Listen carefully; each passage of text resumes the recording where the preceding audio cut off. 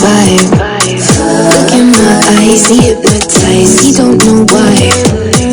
He don't know why. Warning, extended satirical material in this program may strike some viewers as vulgar, offensive, prurient, or, worst of all, serious. It's satire. Please adjust your expectations and interpretations accordingly. Hey, Jerzee, thanks for joining me on the podcast, Why So Spicy? Nicholas B. coming at you. So, how you doing for reals? Doing okay. Been kind of a busy week. Not really doing all that much, just working. I had to throw in for reals because that's what it said to ask young people. What has been going on in your life recently that you had expected and something that you didn't expect? Had expected. Probably a bunch of job interviews. Well, not really kidding. Something that I probably hadn't expected is getting moved locations because I used to work with you over at Stetson, so definitely did not expect that one. And then you got moved to the south side. Yep. What's been on your mind recently that you hope to that you don't mind sharing with the listeners or hope to share with people out there? Anything specific? So tell me about your origin story. Where were you born? I was born in Honolulu, Hawaii. What? I didn't know that. Yeah. Family was in the military. Well, Dad was in the military. Oh, that's so right. Okay. My mom, and then we moved here from Key West, Florida. What? You've been here all your life then, besides the Hawaii and Florida? Mm-hmm. So you don't remember anything about Florida? Nope. I mean, I left there when I was like 6, and I've been here since 2009. Wow, 2009. So you graduated high school from here? Yep, in Falcon. Falcon. Do you still have all your old friends from high school? Kind of. Everyone kind of moved away. Really? Most people just stay in the same area, but people did move away? Yeah. So you're one of the few that's left. And then do you keep those friends from high school, or do you have made new friends at your new jobs and stuff? Kind of half and half, depending upon who. Like, the friends that I had in high school stayed when I had my son, and so we've just been lifelong friends. And then every other job that I've had along the way, I've made some really amazing people along the way. And your baby's father, he's in the military then? He was. Was in the military, gotcha. Didn't pay child support and got a dishonorable discharge. Oh boy, that can make a difference. Yes, all right, that's not the... And so who would you say influenced you most in life? Like your mom, your dad, Rihanna, Beyonce, like Manny Pacquiao, like, you know, like who? He's a famous boxer. I just... If you don't, you're not a good Filipino. Did he ever become congressman, by the way? Okay, I don't know. I know he's worth like $400 or $500 million, and that was back 20 years ago. And he was talking about running for Congress because he's so popular and he could win literally anything. He's a guy, like, I always loved him until he stopped boxing. I don't know what happened to him. But anyways, so who would you say, besides Manny Pacquiao, is the most influential person in your life? You look up your sister, that's Thai boxing, or college, or your brother, or your father, mother, or what would you say? Or an actor, or... Probably my mom, because she's been there through every possible hardship that I've ever gone through. Americans say mommy, or in Spanish, it's papi for daddy. What do you say to your mom? Like, how do you call her, or do you just use strict English, or do you guys know Filipino? I know she speaks. Yeah, I was like, she's fluent in it. You just call her mommy? Or do you... Normally I just say mom. I'm trying to remember what my brother calls her. Can't think of it. Tagalog. What's the language? Shoot. Tagalog. I always mess it up. Tagalog. Like the Girl Scout cookie. Yes, fuck. I knew a little bit of it when I was in Hawaii, because at the Queens Medical Center, my wife worked, about 90% of the people at the hospital were Filipino, and then about, in the military, pretty much all the nurses were Filipino that were, GS level. And so every night we would have these, because I work night shift, they would have, like, they showed their love through food, or appreciation through food.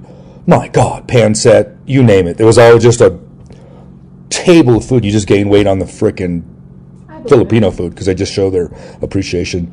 Have you ever been on vacation before, or out of Colorado? Yeah, I have never been out of the country, but I've definitely had a few travels amongst the states. So what's your favorite, would you say, like, vacation place you've ever been to? Florida, hands down, or... Like Disney World or the beach? Both. Both. Was it like for spring break to party? Never went on spring break. What? I feel like I should, because my birthday's on St. Patty's Day, so that's like... What? That's even worse, yeah. And you're old enough to drink now. You're 24. Almost 25. 25, all right, almost, Jesus. See, at those ages, you're like, I want to get one more year older. I want to be more mature. And then now I'm like, oh my God, I want to be 15 again. I want to, I want to be this old. And then, where do you see yourself in 5 years? Are you running a business? Are you going to take Krav Maga? Are you going to have more kids? Are you going to get a different job? What are you going to do? So I actually applied for my BSN this week.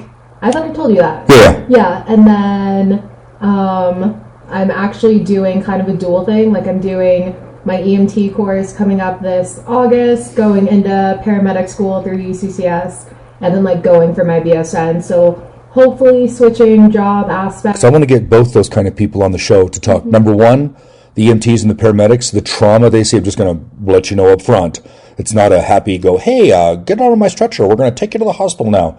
Life and death stuff. Yeah. And so I want to do some, interview someone that's been on the job for like 15 or 20 years, that's seen a lot of trauma that just, I don't know, I think listeners would be interested in that. And also the RN perspective about people, new RN on the job, how stressful it is. It's the most difficult degree according to the Guinness Book of World Records because they just put you through torment. And then when you get out, they expect you to be like not just a nurse knowing all the meds, taking care of people, being polite, getting their scheduled appointments, make sure they have a wheelchair, making sure their glasses are...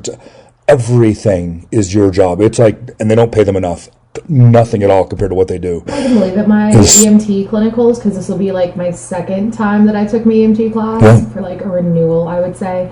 My first EMT clinical, 15 minutes into going to UC Health Memo, I gave CPR on a 2.5-year-old and a 3-year-old for like a multiple drowning trauma. Crap, that's... Yeah, so I can only imagine what like lifelong EMTs and paramedics go through. And working in the ER and the burn unit, the ICU, I've seen a lot of trauma, but I'm not going to lie. When it comes to adult trauma, I'm going through the motions. I know exactly what to do, and you just becomes rote memory, muscle memory was what I call it.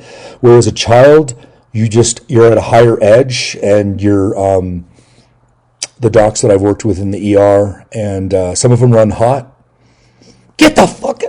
I need this now! Some run cold, and when people run cold, everything runs smooth. Slow is smooth. And it's just like, hey, we need CPR on this guy right now. I need you to increase it by an inch. And versus, what the fuck are you doing? I need the morphine now. I need the antibiotics now. And when people are screaming, they fucking lose their minds and everyone gets agitated. Their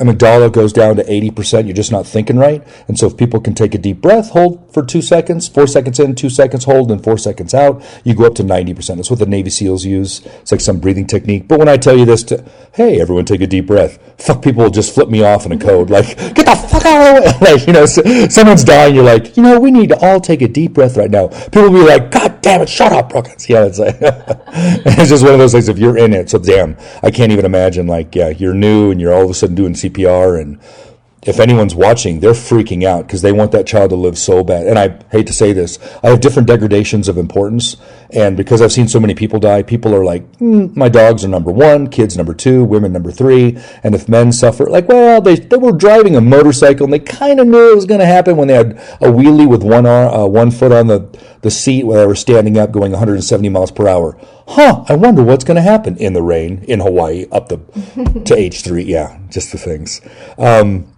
What motivates you to get up in the morning? Are you more of a relationship, your son, like money, success? Or does that even matter? You're just like not a morning person? Kind of depends. I think I am. My body kind of just runs on fumes in the morning because like after waking up like Monday through Friday job and you're just like consistently up at 6 o'clock in the morning for like my son, and then I'm like, okay, well, we need to make money, so I definitely have to get up, so I don't really have a choice. So you're not going to the mansion anymore after the son? Every night, Once Monday, in a Tuesday, while, Wednesday. sometimes What's it? after. Oh my God! It's just to say hello. All of a sudden, 4 a.m. Your hair's messed up. You've lost your glasses. Your makeup's all strewn. I just want to say hi, Becca. Oh my God! Once in a blue moon. Like every Thursday. I remember when I was your age. Oh my God! It was just like, oh, we're gonna really take it easy tonight. All of a sudden, 18 beers in, 2 Jacks, 2 tequilas. Like, woo! How do you get to where you are today in your life? Like, how did you get, like, you didn't have any thoughts of hurting yourself in high school? Everything was kosher. Like, your mom, like, totally catered to you, pampered you? Or would you consider you had a hard life or an easy life or just a meh life? I feel like everybody has different perspectives on trauma. So when I define my life as kind of like, meh, not really too bad, but then I'll like explain my life to other people and they're like, holy crap, like I never went through that. I don't know like how you're even coping. And I'm like, humor, but that's probably a bad response, but that's what I take it as. But I would guess to say a kind of hard life. Gotcha. I think everyone has that perspective as well. So I'm going to ask you a really weird question right now. What is your spirit animal? And this is from I just started talking about this lately. Because my spirit animal's a dog. If anyone knows me, oh my God, I love dogs. I'm just like, yeah. My cats died. I don't think we'll get any more cats. But the dogs don't understand suffering, and they're just so innocent in their eyes. And so dogs know I love them now. I would risk my life. I would run in front of a car and get hit to save a dog in a heartbeat. However, and my dog bit you, so I just want to put that on the air. Oh, my chihuahua, I brought her to work. Grant, I'm going to try to defend my dog right now. So what happens, Jerzee was trying to save my dog's life. She got a hold of a little wrapper that was not a wrapper, but a little piece of chocolate. Hershey's Kiss had some chocolate in there. She started chewing on it. So Jerzee tried to run to the dog's mouth to take it out with her fingers. And my chihuahua is very food protective because she was starving in the woods for a month with giardia, and she had been run over by a car. So she was like starving for food. So any food she gets now is fucking life and death to her. She's not unlearned that. So Jerzee goes to put her fingers in the dog's mouth while she's chewing chocolate, which tastes really good evidently, because the dog bit down, got Jerzee's finger. Jerzee screams. The dog like freaks out and still keeps eating, of course, because Jerzee didn't get it. And I'm like, oh, what are you doing to my dog? And she's like, your dog bit me. And it's like a vicious 3-pound chihuahua. But I said, don't ever put your hand in a tiger's mouth when it's eating. It was like, it's not a tiger, it's a chihuahua. Anyways, that's the story behind the little dog incident of 2023. What would you say if I gave... So you don't have an animal? You have no spirit animals? If it's based upon my favorite animals, I would say like a Highlands cow. Or a pig. I wouldn't have expected the Highlands cow. A cow like moo moo. Okay. No, I have no idea what you're doing. They're like the really fluffy ones. Like they have like a fluffy cow. Have you been doing marijuana? I've never seen a fluffy cow. I was like, yeah, it's a fluffy cow. Touch the cow. I've never heard of it. Pigs are intelligent. I understand that. They're super clean and super intelligent too. You throw them in a pig pen. But otherwise, a cow, I'd never thought like, I guess those cartoons, Charlotte's Web, I don't know if there's a cow in there. I don't remember. That's funny. I would think it's a farm animal base. Where would you never visit? Even if I offered to pay you $1 million, where would you not go back even for $1 million? What's the most unpleasant place you've been? I feel like I'm going to get a lot of hate for this. Washington. Washington State or D.C. Washington? Washington. Really? Just the darkness? Yeah, it's just like gloomy. Yeah, understand. I lived up there and I understand. What's your proudest accomplishment, would you say? Would it be graduating high school, having your son? What would you say? Definitely having my son. Your son? Definitely. How old is he now? He turns 6 at the end of July. And what's his name? Damien. Damien, that's like a demon name. That's what everyone says. He's quite opposite because he's just been raised by me and my mom like most of his life. So he is just an absolute gentleman, which I'm so grateful for. Wow, that's good for 6. Welcome back. We just had a little break there, and we'd ask you more questions. We have the camera on us now, so I was filming. I didn't realize my other 2 cameras ran out, but the iPhone 13 Max Pro has been essential in my life, and I want to put one out for... I'm not getting paid for this. I just love my iPhone. Anyways, But the Galaxy is a really good phone. I'm not going to say, I apologize, Galaxy, if I offended you, Samsung, even though my Samsung washer is falling apart. Damn them. What is the most embarrassing moment of your life so far? Because you're young, so there's not too many experiences. But what would you say is one of your most embarrassing moment? I wouldn't say embarrassing, to say the least. Embarrassing to me, at least. Okay. I know you're going to say that I go downtown a lot, but this is the once in a blue moon that I've gone downtown. And I went there was a huge fight going out, and we were getting like hot dogs at this brat stand because they have like food trucks outside for like brilliant for munchies. Yep. Drunk people, you know. Smart. Somebody got into an altercation with the hot dog stand dude, and I want my hot dogs. Yeah, he pepper sprayed, but it was really windy, like it's has. Oh Jesus, it got you. It got me right in the eye, and I peed myself, and it was so. Oh bad. well, that's okay. That's yeah. It's like I peed myself before, but I was young. We were laughing so hard. I peed, but that's not him. Yeah. But that's like 23-year-old me peeing my pants, and we weren't even done like partying. So everyone was like, "Let's go back inside." Oh my God, I peed my pants. I was like, "I think I gotta go home," and they're like, "Why?" And I was like, "I just gotta go." Did you go home? I went home. Oh my God, I would have partied it out. I was like, it's a little wet. We'll just get some napkins. So yeah, that's not bad. I guess for a young female though, peeing herself. Yeah, I guess. I wasn't even drunk. I couldn't even use it as an excuse or anything. When I'm sick, and I crap myself in the ER because I was so sick, and they made me keep working even with a loaded. Yeah, they didn't care. The military is like, work.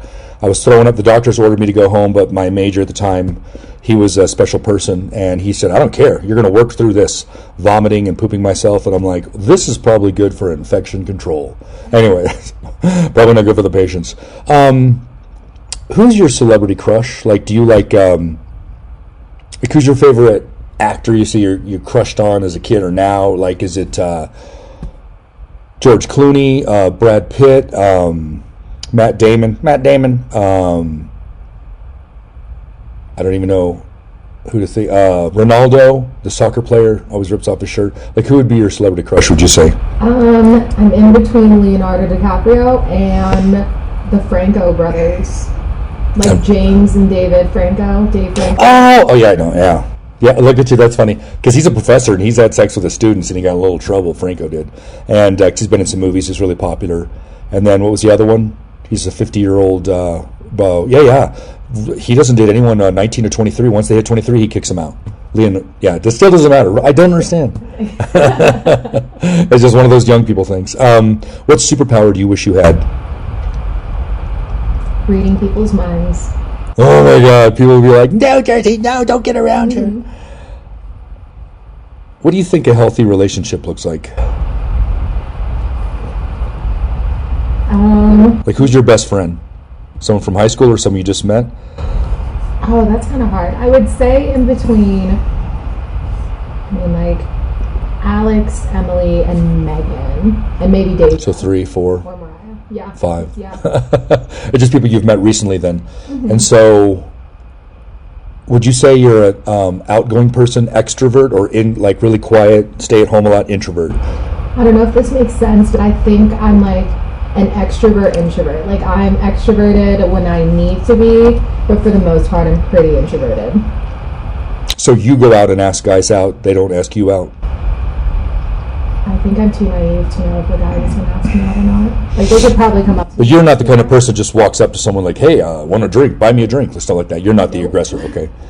Now I'm going to ask you some funny questions that these are funniest questions that people ask millennials, because you fall into that age group where you're a millennial. Yep. So these are going to possibly be offensive, which makes me laugh because I'm not offended by much after living the life I have. But bruh, as in like bruh.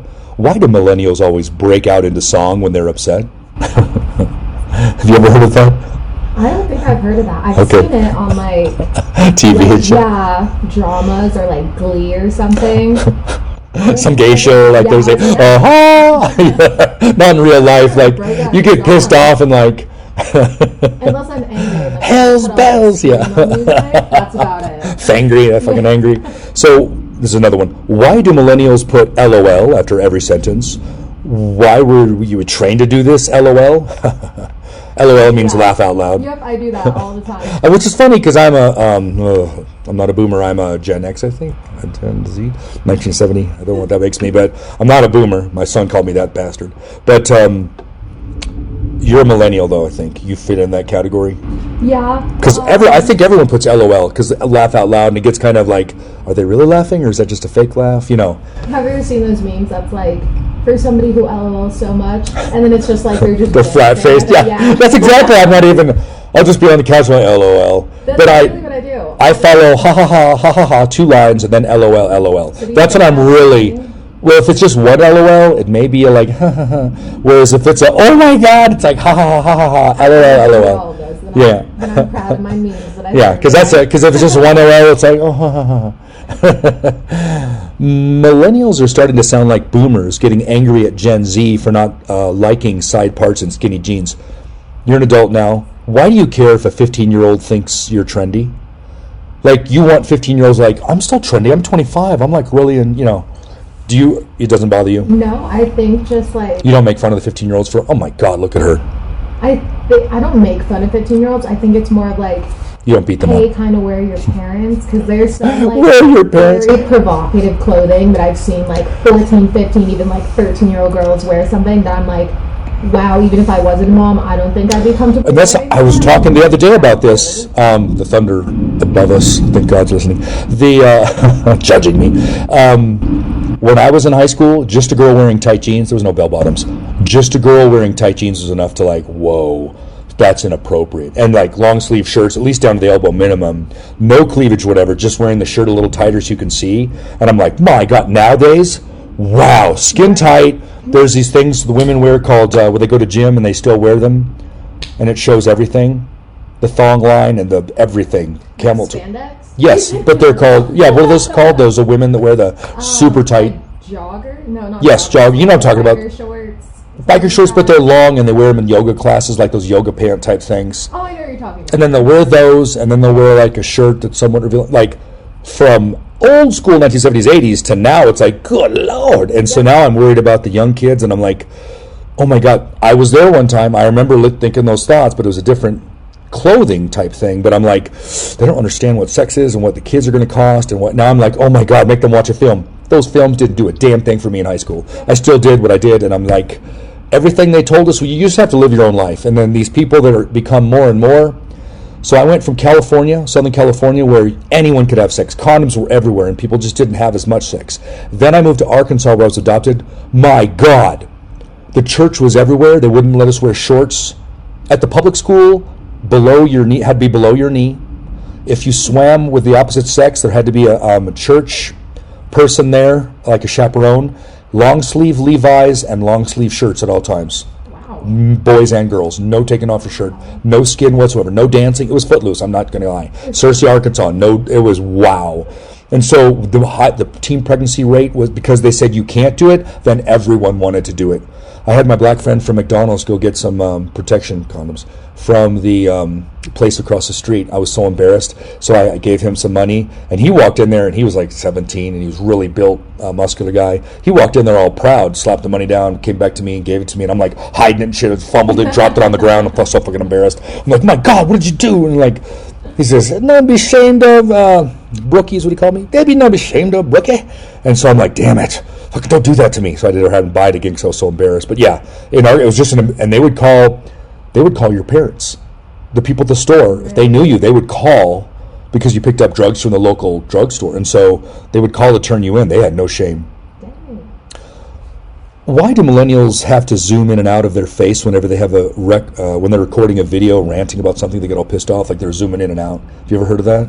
For dramatic effect. So you do it. Jesus said these really do apply for you. Why do millennials want to be old so bad? Because you see millennials now dyeing their hair gray, and they want to grow up so quick. Have you ever seen that? Oh, Jesus. I said, once again, it fits the... Oh, my gosh. Well, question number 4, and it fits everything so far. And so...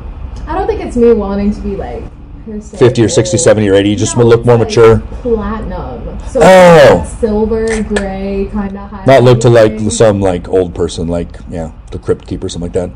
Why do millennials compare everything to Harry Potter? Laugh out loud. Like, shut the fuck up. That one I've never heard. Okay. Yeah. Bruh, why do millennials flirt so dry like they're fully being formal? You ever heard of that? Chivalry? That's Yeah. my only thing. Gotcha. Well, I can't really say that because the way that people have ever flirted with me in the past has never once been relatively formal. I wish it was formal. Definitely not. Hello, though. What is your name? Yeah, nothing like that. Like, yeah, much more direct. Why do millennials think they're special? Everyone knows what a VHS tape is. Buddy, just sit down. That's what it's saying on here. I'm reading this, by the way. Because, like, oh my God, I've never heard of Darth Vader or VHS tapes before. Like, seriously, you know what a VHS tape is? Yeah, just to pretend like, what does have you ever heard the term, Luke, I am your father? Or what does Yoda say? Try not, must do. You know, the stuff like that. You've heard of those things. Just like the Force is with you, shit like that. It's part of our culture, Disney shit. It's just, and people are like, I've never watched Star Wars. Come on, you fucking seen a clip. It's like, yeah, it's just part of it. Somebody made me feel really old in the clinic the other day. For saying what? I made a reference about Friends. Like have you seen Friends? Oh my God, she watches it every freaking year. Yeah, Joey sandwiches. Yeah, everyone was moving the couch and they're like, pivot. Oh my God, Yeah. pivot. So I said that because I was moving across the corner and it just seemed too perfect to not say it. And somebody was like, what is that? And she was maybe like 18. Oh no, she Nothing even too bad. And I was like, have you never seen Friends? And she was like, my mom watches that. And I was like, oh my God. So that could be true, but like there's certain shows that she watches called, and I've seen them all over and over at least 8 times. Gilmore Girls, Sex and I always get this wrong. Sex and the City. I always thought it was Sex in the City. No, Sex and the City. But which one? There's like a lot of them. There's like the movie. Oh, I've seen them all. Trust me, I've seen them all. That's why she got her kick on these shoes with the red thing on the bottom for Ferragamo, Louis Vuitton is what it's called. And then Prada purses, she got all that crap because it's a stupid show. Fuck. Gilmore Girls, Chuck is more of a me thing. She watches that. Frasier is my me thing, but she watches that. Yeah, just certain shows. But Friends is definitely... And in fact, I found this thing on Amazon where you can buy Friends things every 3 months. They send you what was, like when the show was popular, everything from the show. What? Like, so she has jackets, shirts, she has this little couch that you can, like, piggy bank and stuff. So Friends, yeah, you don't understand. It's big. Why do millennials send dozens of rapid-fire single-line text messages in a row? Write a paragraph, FFS, or maybe pick up the fucking phone. I got my flight at 46 text notifications. Also, get off my fucking lawn. That's the old people talking to the young. Why do you send rapid fire? Which is funny because I'm the one that sends rapid fire texts, and people are like, are you typing this? Because I can type so quick. You do, because I feel like a millennial. I'll respond to you, and then you say something from what I said previously, and I'm like, holy crap, I'm going back to that. I don't know, I think it's because my brain works faster, so I'm like thinking of a whole bunch of stuff to say. It's just funny because this is me. I type faster than anyone else. I'm like, and I have like 13 things. They're like, whoa. I feel like I'm talking to Eeyore sometimes because no one texts as fast as and then me. I'll remember something else, and then I'll be like, crap, I should have put that in the text message, and then I'll just send but I have no shame about it. I know people who are like, I'm really embarrassed to double text. I'm like, nope, not me. I'll be like, hey, where are you? What are you doing? It's been 5 minutes. What's going on? No, here's something I don't know. I've heard of this word. I have no idea what it is. I think it's a drink. Why do millennials love kombucha that much? Is that a drink, kombucha? Is that a smoke? I think it is a drink. I've only heard it once from Erin. When I first went to Fountain, she had told me about it. But she said that because it's fermented tea, so you could potentially have like some alcohol content level show up on it. I don't know. I've never tried it. It looks kind of funky to me. But I know a lot of people drink it. Like, I'm pretty sure my mom drinks it. The Centers of Disease Control and Prevention advise that drinking approximately 4 ounces of kombucha per day may not cause adverse effects in healthy persons. What the fuck? Now I don't want to drink it. Now I'm scared. It's like, what do you mean adverse effects? Why did they have to put that as public safety thing out there? Is it scary? Like, what the hell? At most, you should drink 1 to 2 cups of kombucha per day, maximum 16 ounces, and it's really going to jack up your stomach, and you're going to have to take probiotics after you take it because it's not good for you. I did not know that. So, but you're going to find those holistic people like, well, I drink kombucha, that's all I drink, and I poop 3 gallons a day. Like, they're all jacked up and sick all the time. Why do millennials drink so much? Wonder if it has anything to do with us going to college when Keisha, Little John, and LMFAO ruled the charts. Like, you probably know those people, but Those people.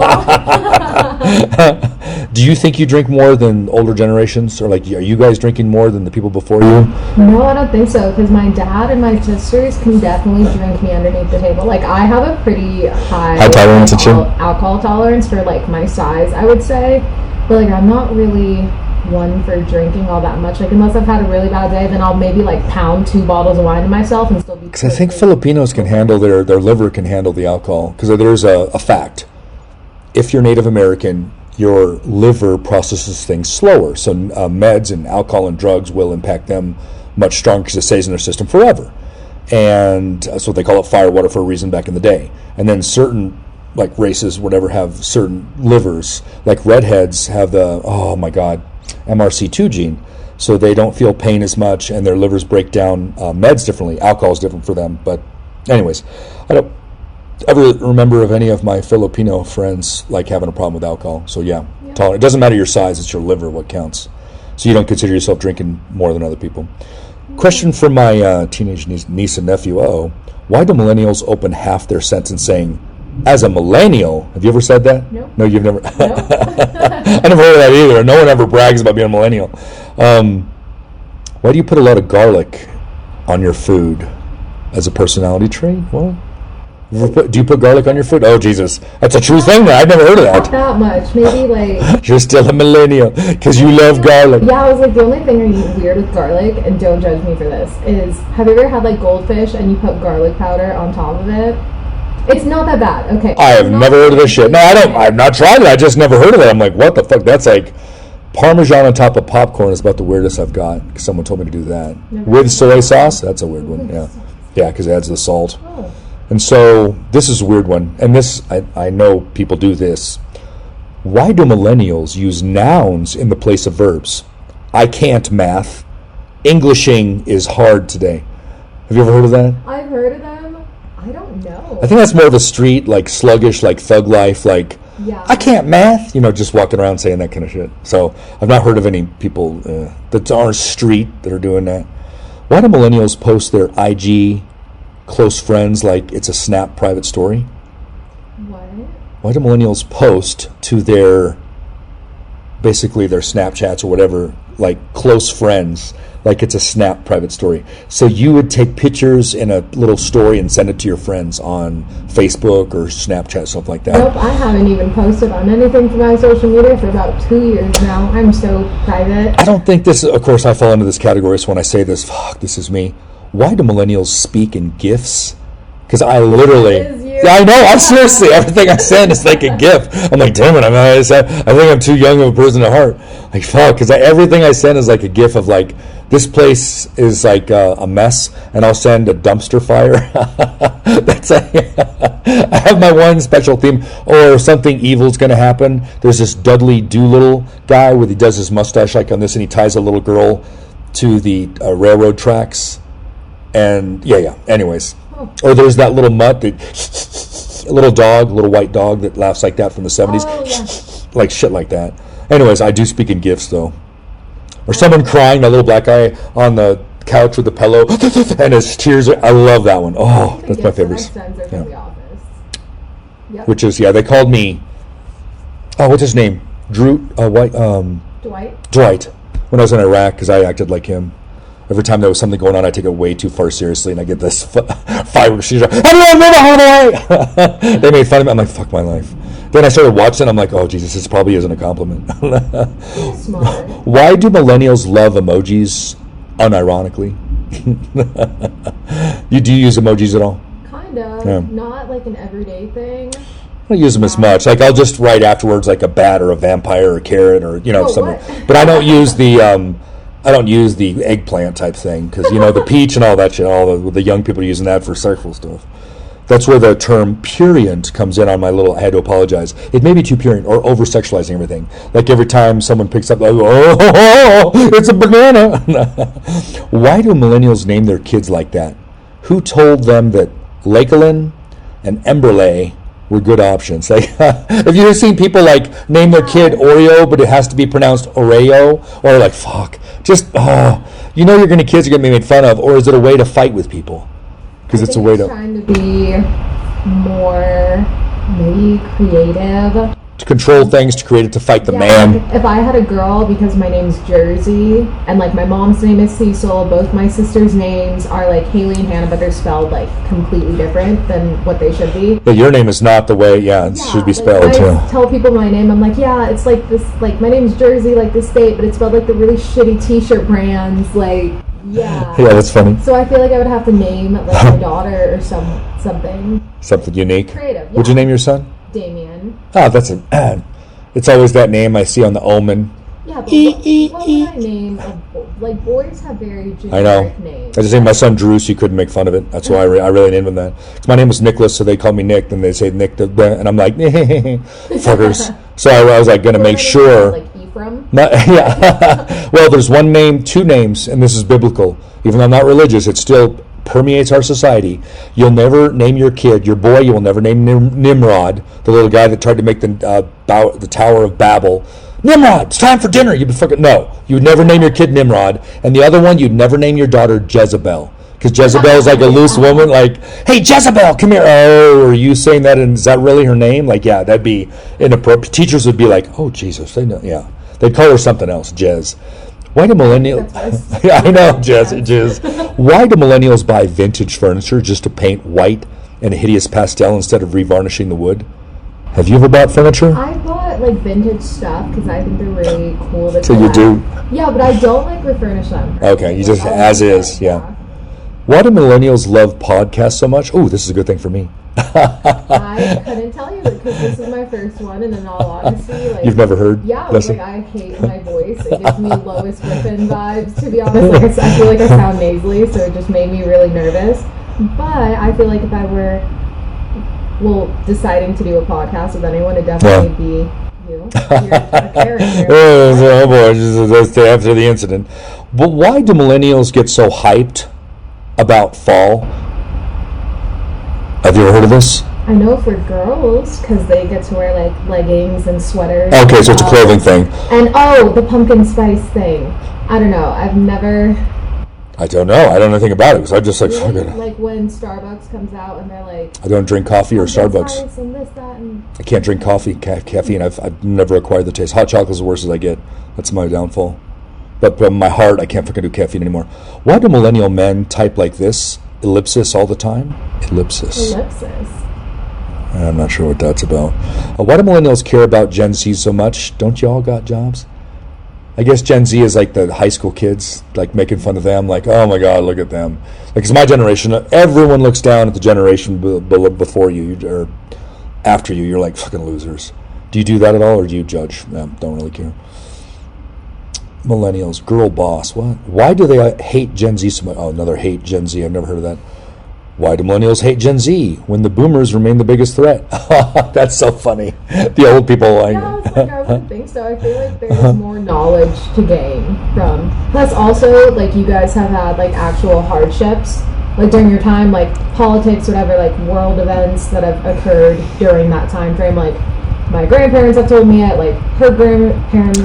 Like, I just consider my life to just be like a unique experience. Everyone has a unique experience. Everyone thinks their lives are hard. I truly think people from India and Africa have it freaking hard. And then China, depends what province they're in and how much money their parents and what their status is. But Mexico, yeah, that's starvation time. And then America, I don't think, besides World War II maybe, World War I, maybe the Civil War, like things that like, we've had it pretty damn good in America. And even though your problems are like, oh, this happened to me. There are women in Africa that go out every day to get water, they get raped every day. And in America, it's like, you know what I'm saying, not as often. It's like fucking people die. And then female genital mutilation, I read about. had a class about that in college, and I cried. I was like, fucking. So they take a butter knife over in Africa, and they'll cut off the clitoris on a female so she can't experience pleasure because it's a man thing. But women are always meant to have sex for birthing kids and get in the kitchen and taking care of things. That's their job, and that's no joke. And so they do this to women over in Africa, and so it's like a huge thing where people try to prevent it, but you can't stop a culture. Like, if it's your cultural thing, Americans have this thing called ethnocentrism, where we think everyone in the world is wrong except our ways, which I agree with. We're not wrong. But like in China, I don't think they should eat 500,000 dogs a year. They have like a celebration in the summertime or something or the fall, where they barbecue. They kill 500,000 dogs, and they eat them. It's like a big, hey, it's time for dogs. And I'm like, what the? Because we've turned cats and dogs into pets, and they're still eating them like cows. And so it's like, it's their culture, but to me it's wrong. And so we judge others based on our society and what we feel is right. Everyone does that. Yeah. I'm sure they judge us on, well, there's nothing to really judge us because we're the best country in the world. I'd say probably like food. Yeah, I know, because we're fatties. In fact, which is funny, because they call, which they're best friends with North Korea, but they call Kim-il, they call him Emperor Fatty. You know the guy that has chubby cheeks, the North Korean, I forgot his name, Inchil Fatty? Anyways, they call him Fatty all the time in Chinese, and they like laugh. And they're best friends. They support him. You never said spirit animal. I did. I said a Highlands cow. Oh, that's right. Highlands cow. You have to search it up because you said you've never seen one. I told you they're just very majestic and just free. A Highlands cow, is that somewhere in another part of the world? Mm-hmm. Highlands cow. Oh, I know what those are. Aren't they adorable? I have one on my windshield. That was on Star Wars. That's with the Tusken Raiders. I know. Yeah, it is a fluffy cow. I didn't know it was a cow, though. It's in the name. Oh, yes, it is. Highlands cow. Oh, they call it Highland cattle, but I suppose it is a cow, though, because it looks like that beef cattle. Yeah, you're right. They use it for, where's it at, though? Scottish Highlands. Oh, I've never been to Scotland. I've been to England and Ireland and all that crap. So what kind of car are you driving right now? Are you bicycling it? Bicycling, no, because my legs don't work because of my lupus. Yeah, you're all sick and stuff, damn. No, I drive a Kia Soul, like those little hamster box cars. That's the sound that a garage door makes when it's crushing someone. Kia! Kia! As you're getting crushed by your electric garage door opener. Fuck. Yeah, those are okay cars. They're cheaper, of course. That's why you get them. And then I don't think they're that dangerous. I've never seen anyone in an accident in a Kia. It's usually Chevys that get in all the accidents. If there's ever an accident on the road, you'll see a Chevy involved. I always make fun of that. The Subaru? The Subies? That's funny. I asked one of my high school friends, I didn't know he was gay, he's gay now in Florida, and I asked him, do gay men like Subarus? And he goes, no, that's a female thing. I said, well, what do gay men like? He said something about a convertible of some sort. I had never heard of, like, I don't know what gay people drive. I just find Subarus have always been associated with like lesbians out woodsy and stuff, so I thought gay men would like them too. No, everyone has their own little thing, I guess. Their own little niche. I'm more of a German because I'm German, I guess. I don't know. I like the Japanese and German cars. Honda did great for me. I owned a Pilot for like 10 years, didn't have to pay. After we paid it off, it was like super cheap. Honda Civic and a Honda Pilot, and then we just got Audis. It's this little German car that's like, and I always thought like Audis and Porsches were expensive. You know what's expensive now? A freaking Ford Ranger, a Chevy Silverado, a Ram. They're like $90,000 to $150,000 for trucks. Oh my God! And that little Toyota 4Runner, I forget the name of it, but they're like $90,000 to $110,000, and they don't look like, you know, you see a Porsche, you're like, oh my God, that's nice. No, these cars cost just as much. I'm like, now I look at trucks in a whole different way. The cowboys, I'm like, dang, they spend a lot of money. Or those people that specifically buy a truck and they put a coal thing on it, where they call it chugging or coaling, where it's like this big and it goes up like 6 feet above the truck and it literally blows out black smoke just to show that they usually a Trump flag, and they're like, oh hell yeah, I don't drink Bud Light, goddammit. You know, those type of people with the cowboy hat and the belt buckle the size of a dinner plate, that kind of shit. Yeah, Arkansas stuff. It's not out here as much, but Arkansas, boy, back in the South, you care about your cars. You won't talk to people with a Chevy. I was a Ford guy, just the football team was Ford, and it's a real thing. Like football, if you're at the wrong football team, they won't talk to you, and the truck specifically. church doesn't matter as much. It's just you're not allowed to hang around those people because your parents will say like they're not the right church. I'm like, what the fuck difference does that make? I never understood like the levels of like racism, church segregation, and all the fucking levels of like you're not racist enough, you're not Christian enough, you're not what the fuck you people. It's all about tolerance. You're doing everything against what the little guy in the robe said. I don't understand that. Just the hatred in this world. Fuck. And so, if you had a restaurant to go to, you're on your birthday, what would your restaurant be? Come and Go? Is that what that drink is? That's not going to be your favorite restaurant to go to. This is just my go-to. Like, holy crap, I'm really late. I didn't think you'd be on time. You showed up early. I was shocked. I did. I was 15 minutes early, like a really good job interview or something. You know what I mean? Yeah, don't ever fucking show up late for a job interview. They will instantly like, bad choice. Yeah.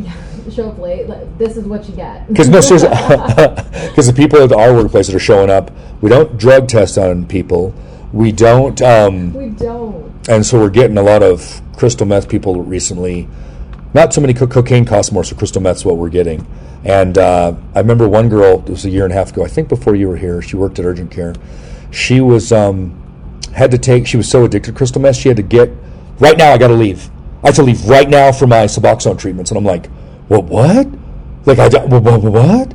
Like, I didn't know, I can't leave. Well, why do you get to leave? I'm like, fuck this, I want a break. I want a 2-hour break. Like, but hey, I'm not going to have her break down at work again. This is all just jokes. This really didn't happen. I said it was comedic. You guys just don't understand my sense of humor. No, seriously, did though. Don't you hate when people, like Sarah will do this all the time, it drives me crazy. She'll say something mean like, oh my God, that looks so stupid. Just kidding. Not really. You know how they do that? Just kidding. Not really. But really. Like, do you not mean it? What? Have you seen people do that at work? I don't know if it's Sarah's 33. I don't know what age group that is. I think it's like not to offend someone. Like it's like saying something mean, but it's like a Mean Girl thing on Mean Girls from Disney. It's like Mean Girls, but not really. Oh my God, I hate that dress. Not really, but really. Like, or God, I love to say this. It's the Becky thing. Like, bye. Like, wasn't that on Mean Girls? Like they'd say like in a very hateful, like spiteful, but bye when they were going home from high school. Was that Mean Girls? Those high school girls that say bye, like Valley Girl. I remember Veronica used to say that all the time when she would leave the clinic. Bye. Yeah. Like those little statements there. So you don't know what are you interviewing now for? You going for a manager? Are you going for fast food? Are you going for medical still? Glasses, vision? Still want to say in medical because you're going to go for the RN and the EMT type stuff. Yeah. There's a future in it. You'll always have a job, always, because there's going to be no robot that you can do robot surgery, but you can't do robot like. Matt Damon did some little movie where he walks up to the robot and says, "My back hurts," and he says, "Here's some Motrin," and he drops it in the cup, and it's like, yeah. Can you? That sounds like the military. No, Motrin, please go away. If I do EMT, I think I might want to go into like the ER setting because I know that they get paid more. Because if they went on a bus, it's like a $2 to $3 pay difference than working in like an ambulance versus working as an EMT or a paramedic in the ER. Yes, that is correct. When I worked at different settings, that is true, but the stress level's higher. And so anytime you get paid more, the stress level's there. Yep. Because I'm not going to lie, the stress level I have now is much higher than... Although I think you're supposed to get paid more in urgent care. I just don't want that life anymore of working the hours and hearing people constantly. I mean, family practice is a microcosm of that. It's not as big of a problem, but it's still a little stressful, and people don't stick with it that long. But doing it for so long, I'm just so used to it. I'm like, press the buttons, just try to listen to people, and that's the hardest thing to do. Fact. I love to say facts and not follow up with any facts. Just piss people off. Fact. 2 minutes. If anyone can listen 2 minutes to a patient, the patient will think you're the greatest provider in the entire world because you're listening to them, looking them in the eye and stuff. Women can go as long as a minute, and that's why women providers are rated higher, because they actually will listen better. A man, physician, or any type of provider, a man cannot listen more than 30 seconds without interrupting, and I do it all the time. I'm like, oh, is it your heartbeat? Or did you have a headache? Did you feel a dry mouth? Like, I cannot freaking wait. And sometimes I'll just sit there shaking, like I'm like a drug addict, just waiting for can I just get a hit real quick? And I'll just I'll wait a minute, and then I have like a bunch of questions. I'll just fire through them. Like, did your belly hurt? And I don't even give them time to answer. I'm like, did your belly hurt? Do you have visual issues? Did you vomit? Do you have any? Yeah. And they just like, boy, you're the best listener ever. I'm like, I didn't listen. I feel so guilty. But other providers don't even wait. They just like the first thing they do is like, so what's your problem? And kind of come in. Yeah, like house. They're kind of mean. I joke around, but I try to make people, and that's the thing. If you look someone in the eye for more than, and the military won't even allow you to look someone in the eye for more than 10 seconds, or they think it's sexual harassment. So when you look someone in the eye, you have to look away. So I'm always doing that. And so patients will follow me, like they'll follow their head, like, because I look away, and I'm like, fuck, I'm just trying not to be rude. I don't want to be some stalker. Like, like, so tell me about, yeah. Fuck. That's why I said this before, like when I go in to do exams for kids, I'll try to have them finish the sentence for me, and then they feel like they're on my side. So you have to do these psychological things depending on the age of the patient. So after doing this for so long, you just learn the right questions to ask. But if you ever come in with asking, so do you have headaches? And some people are like, no matter what you ask them. And so when they start saying yes to everything, I joke around and say like, have the aliens come to abduct you, to probe you? And then they jokingly, they understand, like, oh, okay, I see what he's getting at. I say yes to everything. So I start asking some ridiculous things. Have you been pooping Legos? Well, yes, every Tuesday. Like, you know, yeah, you know, it starts to get like, oh, Jesus, this patient has a Lego problem. People just come in, they kind of want to be sick, like they really want to be taken seriously. I really need antibiotics. So you start asking them crazy questions like, yes, my abdomen hurts. I haven't pooped in 7 days. My hair is turning gray. I'm like, over a week's time? Like, and so you've only been did you start working at 15 or did you start at 21, or when did your mom start allowing you to work? I think I started lifeguarding at like 16, and then I worked at Wendy's. What? Yeah, it just started me off because I worked 2 jobs, and then I had my son, and then I ended up working 3 jobs and going to school. 2 different schools, like getting my EMT cert and then going to get my associates while working. You're working and getting your associates? Damn, I didn't realize you did that. Mm-hmm. Do you have your associates? What? I didn't know that. Yep, I did like the accelerated program, so I started like 2018. Oh my God, you won't have a problem. From now on, it's just nursing electives then, if you can just do it. Yeah, I take like a HESI exam A HESI, that doesn't sound good. I took a HESI. It sounds like a hussy, a HESI. A HESI exam. Just to like placement to see where I am. That's crazy. We didn't have to take tests back in the day to get into school. It's just like, oh, you're interested? Fast, sign up. I wish. I think I came under somewhat of a, what do you call it? What do they call that when you allow so many people in for something? Oh, I was in the military, so I think I got in just because I was in the military. Because they have to have so many military people. You have to have so many, you know what I'm saying? Affirmative action. I got my affirmative action because I was military. I would claim anything. What school did you go to? So in the military, I went to every school I could go to. Anytime I was at a base, I just took classes. So it was a ton of like universities and community colleges. But then when I got out of this place in Colorado Springs, I ended up going to UCCS. Well, the military messed up, Air Force. They didn't change my date, even though I asked them to go in. I joked. I even went back just to make sure. They said, absolutely, calm down. It's everything is taken care of. When you hear the words calm down, anyone from the government says that, you know that's a red flag.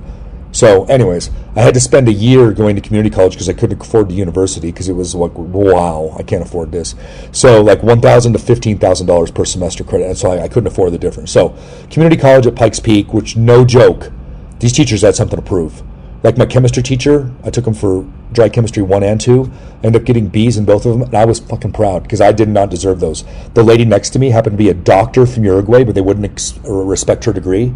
She literally walked me through. She did everything for me except for the final test. I did take those, and I passed with a B. But I went to UCCS, University of Colorado Springs, and I had to take organic chemistry, the hardest class there is. And I thought, I'm going to fail. I'll never get through this. Miss Applegate, Miss Applesauce, Miss Apple something, the sweetest, nicest lady, loved her job, loved the world, the best, one of the best teachers I've ever had. I got an A++ in the class because she cared, so I cared, I liked her, and I think if you like a teacher, you're going to do better. And if the teacher doesn't like you or you don't like them, you're not going to do as well. It's a fact, you know what I'm saying? Yeah, did you do like your RN through UCCS? Yes, it was called Bethel at UCCS. Okay. And I think they're doing nursing degrees at Pikes Peak now as well. Yeah, they are. It's like a 4-year college now. I think it's a state college now. Mm-hmm. And so that totally shocked me. It used to be the associate's degrees, and now they're doing, but it really was a good college, I'm not going to lie. They really knew their stuff, but they were only doing associates, so it didn't, last as long. But I think either college is good. Because what, like I can't take they're not allowing ADNs anymore. Ooh, 3-year, yeah. Yep. So like I could qualify to take my ADN and like I'd still do the exact same thing. Yes, but they paid not as much. You can do the same thing, they just can't go into management with it. Yeah. But like most companies are like, congrats, you got your ADN, but we're not going to hire you until you get your BSN. You need to start the course. And Reagan told me the exact same thing. Like, it's essentially the same courses, just more in depth.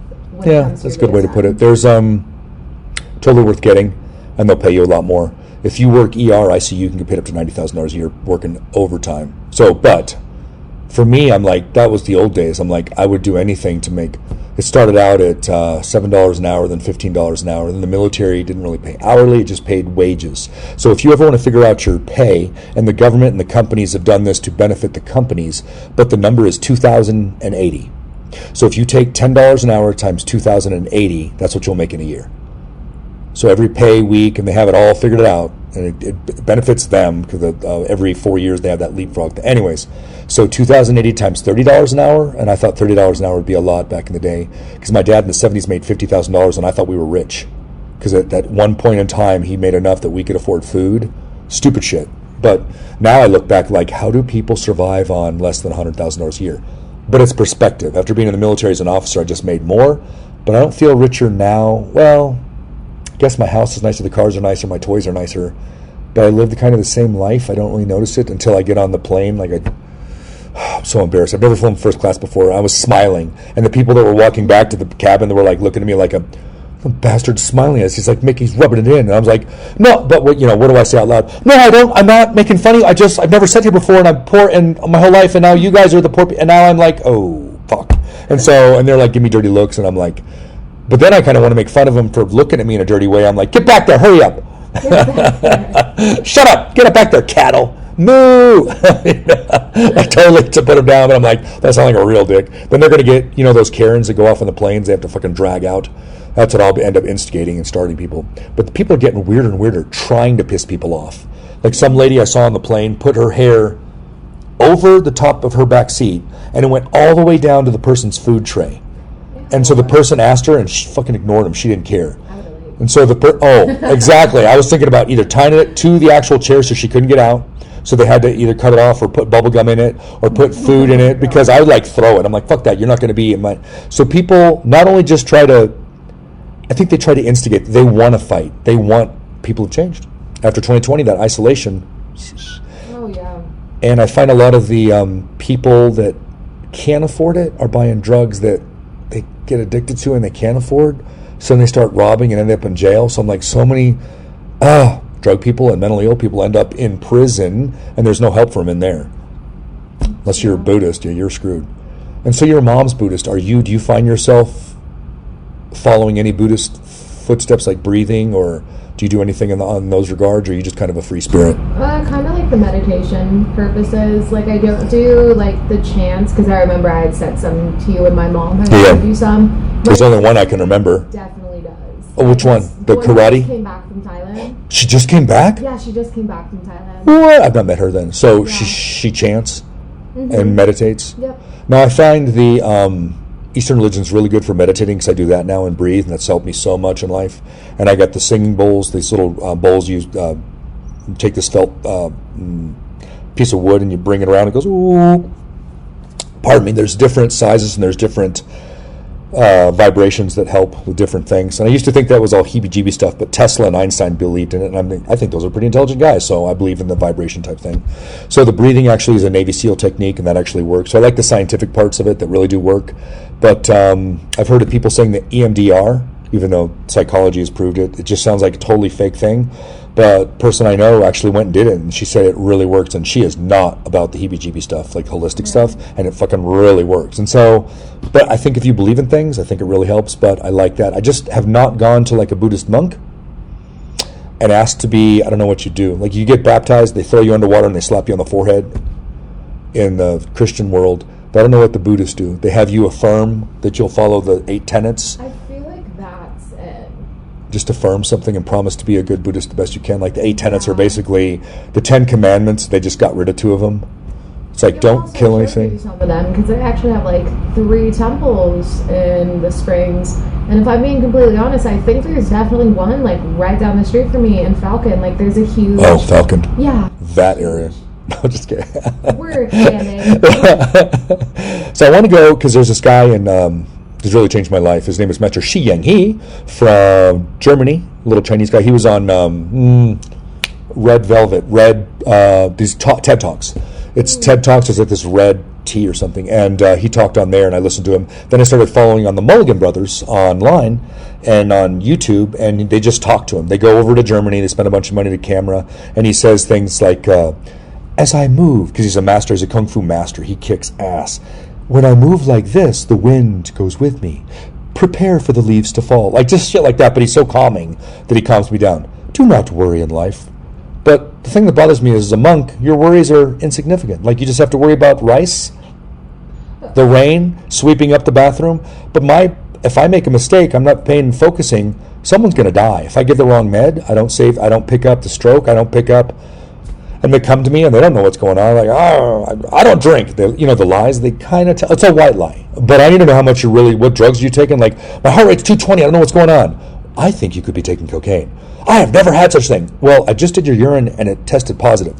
Well, that's my, fucking the excuses. That's not like, my urine. It's not my urine. Oh my God. People that tell me, I am not pregnant.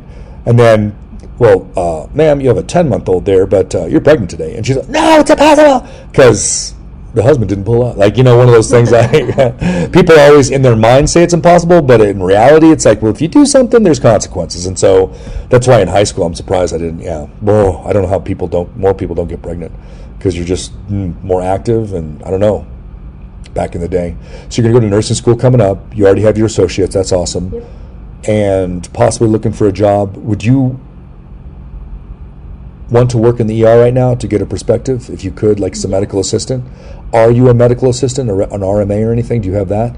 Oh, you could easily get a job. Penrose is always hiring because they always have a high turnover. And that's the problem. High turnover means high stress, high drama. Mm-hmm. And let me tell you, we used to call it drama in the trauma room, because the people in the ER, there are certain parts of the hospital they did studies on, and nurses in the ER will do, is it Coke?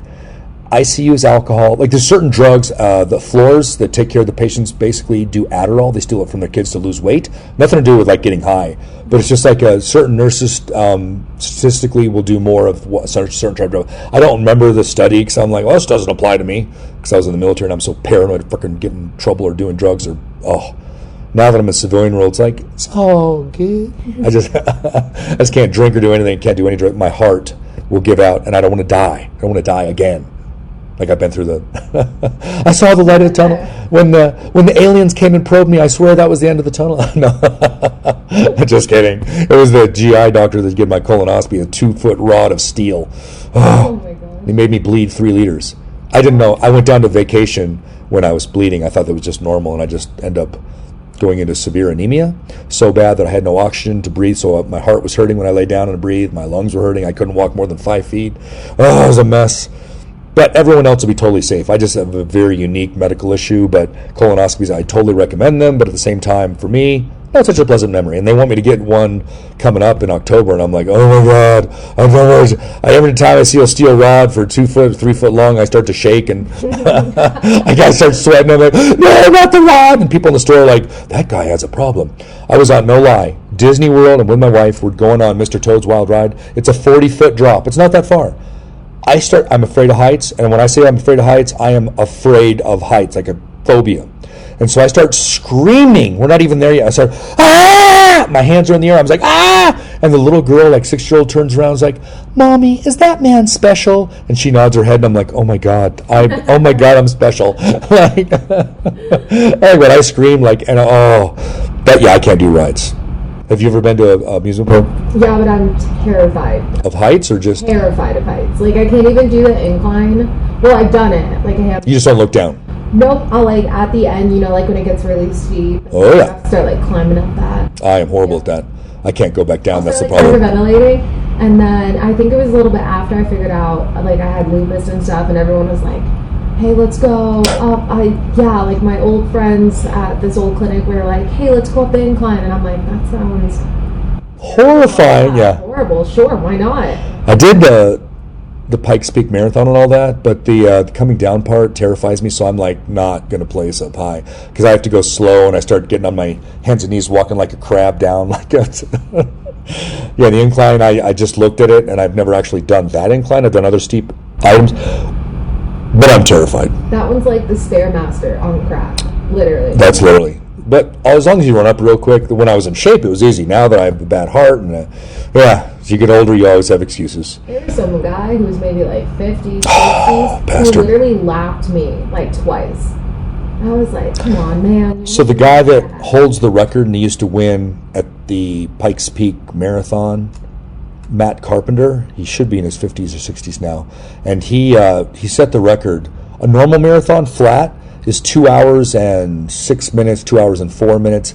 He could do the up and down in 2 hours and 12 minutes or something. He's a god. And so when you say the incline, I think it reminds me of Matt Carpenter or some Special Forces guy, because there's a ton of those people that's all they do. They're young and they give them. We were giving people in Special Forces special drugs like what's his name, Matt Damien, Jason Bourne. We give vasodilators for their lungs to make them be able to breathe at 17 to 20,000 feet, and that way they can outrun the ISIS and the Al-Qaeda type people. Al-Qaeda, I guess, for Afghanistan. So we would give them things, different drugs to help, because we are going to win no matter what. Even if it does some untoward or bad things to the soldiers, we sacrifice ourselves in the military for the mission. Yeah, one of those things. So they brainwash you. I'll do anything for my country. Will I get a medal? A piece of cloth? Yeah, fuck you. Napoleon said people do crazy things for a fucking piece of cloth. So, sister just came back. Where's she living now? The Thai sister. She lives kickboxer, right? Yep. She lives in, Muay Thai. There it is. She does Muay Thai. Oh, Muay Thai. Yeah. So over there, was her only job like kickboxing, Muay Thai? Did she teach? Did she become a Buddhist? Was she living in a monastery? What did she do? So she went there sometime, I don't know if it was last year, maybe the year before that, whatever. She went there. There's like this really famous guy on Instagram. My God, she found someone on Instagram. Oh no, he's like a mentor. Like he's like one of those. Oh, the guru type. Yeah, those ones, yeah. Kill Bill type guy, like, and he was like, hit your hand. We have a lot of people who come to the temple, like we basically train everyone, whatever. So she really did stay at a monastery. Yeah. So she stayed there, and then didn't cost her anything? That first time she did like a training camp, which costed money, but then afterwards they were like, hey, you're basically kick ass, like the next time you come back, like you're more than welcome to stay with us, we'll sponsor you. Then she fights. They'll just feed her rice and then she has to kick ass? Mm-hmm. Does she fight in like tournaments, I should call them? Oh yeah. Or do they fight to the death? Yeah, I'll show you. Like Mortal Kombat, fight. Finish her. What? Yeah. Well, that's not fair when you're fighting like Thai people that are 100 pounds. And he's big. Yeah, no, he came from, I think he was like German or something. Oh, it's a German? She beat a German up? Damn. Mm-hmm. That's impressive. Because she was at a Thai boy. I'm like, oh, that's not funny. Thai boy. Yeah, no, he weighs 50 pounds. And yeah, he's from San Antonio. My other sister lives. So would she consider herself a Buddhist, or does she follow that path, or does she just fight? That's cool. Oh yeah. She's a fighter, a monk. Oh, that's awesome. Yep. So your mom and your sister, and then your sister in college, she's going to be a dentist or something. Yep. Would you say she's a Buddhist, or she doesn't follow the path? She doesn't know whether she's coming or going. Oh my God, she's a mess. Just a hot mess. And so, does your dad follow that, or is he not religious type person? I said which one? Which one? I know. I have like 6 moms, so I understand, but I only have one dad. Whichever one you want to pick. But are any of them like Buddhists following the path? None of the men do. Okay, just your mom and the sister. Your brother is up in Washington State. What does he do? He is. Oh my gosh, he used to be like this head manager, like kind of tied hand in hand with like a CEO of like Medway down in Texas, and it was like this DME. Oh. Yeah. A DME. Medical stuff then. Yep, and then he branched off of that, and now he's like this head manager or something for Amazon. Well, not like at Amazon, but he works in like the technology portion, so like the robots that they're making. The robots. He's doing all the projects. Like he's been everywhere. The robots. Oops, Jesus. Take that off. That was the dark side. That is cool. Yeah, that's my little board that I bought so I could do this crap. I love to call my son and leave a message when I'm doing, it's time for them to take over. The aliens are coming. Anyways, he said, Dad, stop that. He didn't know who it was at first, and he had to look like, oh, it's my dad. Fucking around with him. He'll be coming back in December to climb the mountains. And then you'll be in school. And then sister school, the Thai boxer, what is she doing now? She is going for her neurosurgeon. Well, what? She's going to college? She took a year and a half off just to find herself? Well, Where does she get the money at? She does like 2 jobs, I think, still. She took off for college for a little bit. She went to Thailand for a month. Last time she went, I think it was like 2 or 3 her first time going, just to kind of like get the full experience. The full experience, Jesus. Yeah, for her. That's awesome. Her old man's pretty Loaded. Damn. So she has a boyfriend or husband or boyfriend. What? And he's Thai boxer? No. Dive He school didn't owner. go over there with her? Nope.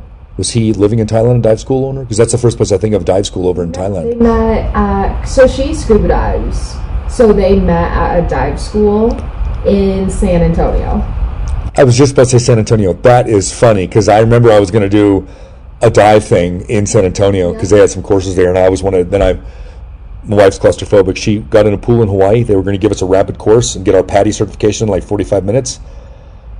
She went underwater and looked up, and the water was 6 inches from our head, and she freaked out and popped up. And I'm like, okay, we're not doing this. And she wouldn't allow me to do it if she's not going to do it. So, yeah, she's not going to allow me to go scuba diving on my own and get eaten by a shark again. It's pretty fun. I literally can't now because I asked the neurosurgeon if I could go, because I have a long story, a bunch of problems with my brain now.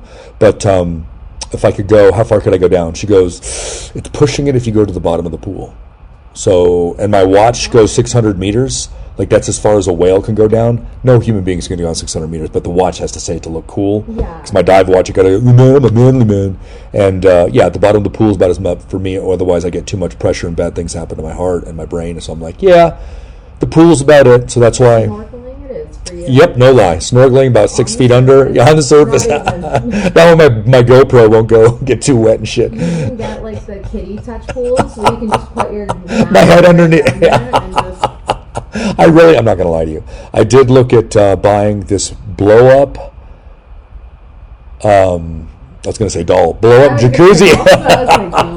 Don't you hold yourself back, Jerzee. A blow-up jacuzzi for $600, and they're on Amazon now, and they're legit. They won't just pop at everything. And I'm like, that'd be so cool to have in the back porch until it leaks, or I have to clean it out, or bacteria gets in there, and all of a sudden I end up with a bacteria vaginosis. Oh, that's not me. I'm sorry. I did a transition. I didn't even say it out loud. I haven't even come out yet. No, just kidding. Just kidding. That was a joke. I don't mean to offend anyone. Once again, I apologize. This is not meant to slander or libel anyone. I love everyone. I love Bud Light. I have to do that nowadays. No, What's but that? it's like your back patio is missing. The back. Oh, I'm missing about. Yeah. Well, I put that storage unit there, and the wind was 100 miles per hour, and it literally, I can't even move it. It was so heavy. I had to take everything out to move it back in place. The wind just moved it. It moved my basketball court. What's that thing called? The back rim? Like, it moved it like 45 degrees. I'm like, damn, it was windy. We lost 2 of our cushions. They flew off somewhere into the ether. I don't know. Like, things just, our neighbors, their toys were in, there's a ton of toys in the backyard, heavy toys, and they were in our yard. Like, no joke. The winds up here, like, there's certain parts of Colorado it's the windiest, but the way our mountain comes off the Air Force Academy at the mountains, and right here, there's nothing in our back area, no houses, so it just hits our yards. Like, it blows things away. Jeez.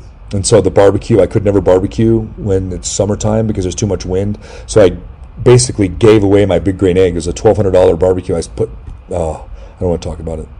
I have no barbecues left now. I have a pizza oven. It's in the garage. That sounds fun. Oh, it's fun to play with. You just got to make your own dough and experiment with exactly. Delano is the best dough you can ever buy. And then you got to experiment with how much toppings you put on, how long you leave it in there, how burnt you want it. It's like, yeah, legit pizza. Favorite thing to do. And Grabbing a pizza party next What was your have a bunch of people over and then leave one person out? Just find everyone in the clinic and just leave Jessica out, the manager. It's like, no, you guys hate me. But invite her son, her daughter-in-law, the husband, everyone that could except her. She's like, I'm coming over. Just like fucking she crashes the party. And then everyone's like, quiet, don't let her. She even walks in the door like, everyone hide. Close the door real quick. I find that funny, and she wouldn't find that funny. But you never said your favorite restaurant. What's your favorite restaurant for your birthday if you had to go anywhere? Pizza, Italian, Thai, Filipino. They don't have any Filipinos. I've never seen a Filipino restaurant because so many Filipinos live everywhere that they just make the food. You don't need a restaurant because everyone makes it. That's true. Well, there's 2 Filipino restaurants out here. One of them is my grandma's. Your grandma owns it. Yeah. I thought you meant you just go to your grandma's house. I'm like, I can't go to your grandma's house and ask for food. Probably go to my grandma's house. No, it's Julie's Kitchen on Ashes. And it's Filipino? Mm-hmm. Julie's Kitchen. And then you would never guess that it's Filipino, though, by the name Julie's. Yeah. You'd think it's like a southern restaurant. Hawaiian stuff, too. That's a tough one. Filipino, Hawaiian, yeah. The Yuga Cafe, which is right by the Korean place I told you about. And it's Filipino? Mm-hmm. Do Filipino have kebabs? Do they have meat platters? Do they have... Because I know the Hawaiians just cook a pig, and it's like pulled pork, basically. That's their claim to fame. Like burying the pig in the ground or doing a spit-type barbecue thing. But I don't know what Filipinos do. I've never known. Because all I know is lumpia, pancit, the typical noodle-type dishes. I don't know what kind of meat. Or sinigang? No. Adobe, I know that computer program, but I don't know. I don't know what the Filipinos eat. Huh, I didn't know this Filipino restaurant. So you wouldn't go there because you have it all the time. That's what you grow up on because your mom makes that. Actually, seafood. That would be anything. We're talking seafood. Lobster, sea bass, shrimp. Like, what is your favorite seafood meal? Probably the traditional surf and turf. Steak and lobster? Mm-hmm. And then I love shrimp, or like a shrimp scampi is phenomenal. Not cooked, not warm, just the cold with the red sauce. That's shrimp cocktail. Shrimp cocktail with shrimp scampi then.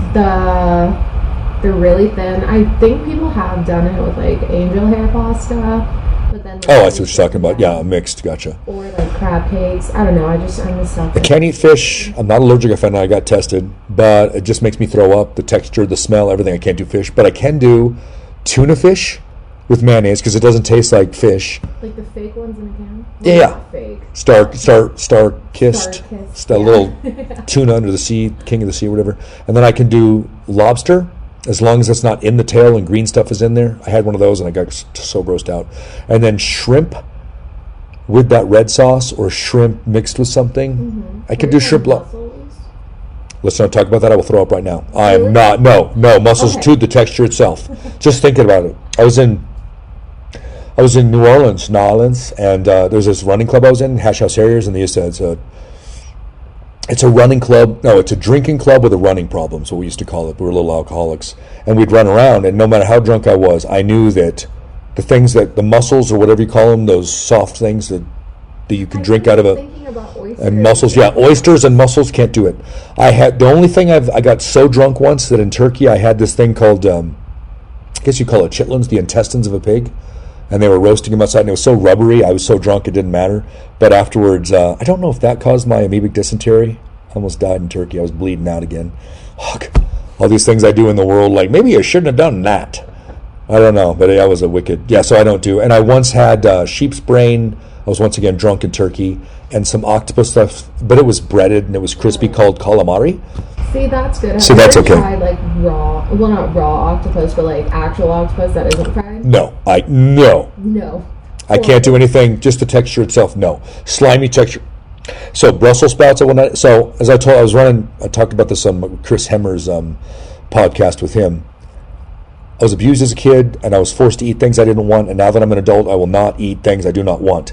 My wife will force me every once in a while. We're at a relative's house, like, you must eat this, or you'll be rude if you don't. And I'm like, from now on, no. I'm 50 years old now, and I don't give a fuck. Like, I will not eat fish. I will not eat Brussels sprouts. I can do asparagus now because it tastes better. Cauliflower, if I'm forced to, if it's in cheese with broccoli, it has to be covered in cheese. Like, you know what I'm saying? I can't do it. I did that with Brussels sprouts. Like, I never liked Brussels sprouts when I was younger, but Texas Longhorn makes these maple bourbon, like... Oh yeah, Toasted. we got it for Sarah. The drug companies will buy us stuff from there. Like 8 times they brought us. The only time I've ever Will not eat it still? Oh, I cannot do it. And that's the only time I like asparagus is when I'm at the Longhorn Steakhouse. So I've eaten at the Country Club, Flying Horse Country Club, which is good steak, I'm not going to lie. 25 years ago, I had the best steak of my life. It was called Texas Roadhouse on Powers.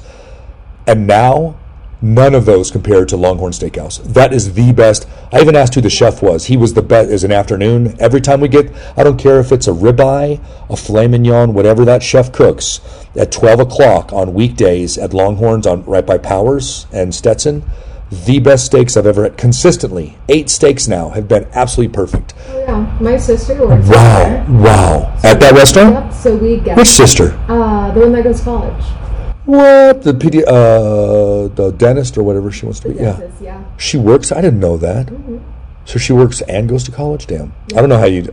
I did that, but I just don't think other people do it because it was just too hard. It was miserable. I was falling asleep at the job or in class. I'd stay up at an ICU at night and then 7 at night to 7 in the morning, Friday, Saturday, Sunday, and then go to school on Monday and have to do clinicals, sitting in class, hitting my head on the back of the wall, and the teacher's making fun of me, and I'm like, fuck, you don't understand. So, yeah.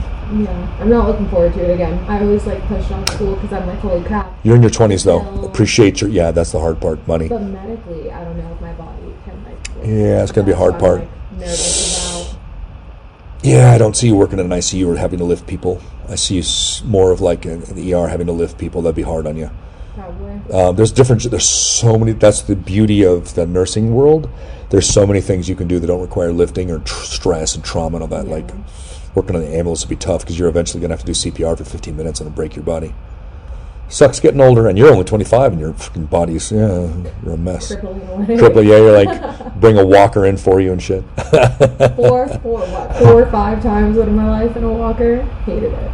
Every single one of them. Because how's a young person make a walker look stylish? It's freaking hard. Red hot. Flames coming off the fucking side. Off my thing. My little basket of goodies that I can like pass out, like Werther's Originals candies to like the young children. Don't be like me one day. Take your vitamins. So what was the best Christmas present you've ever had?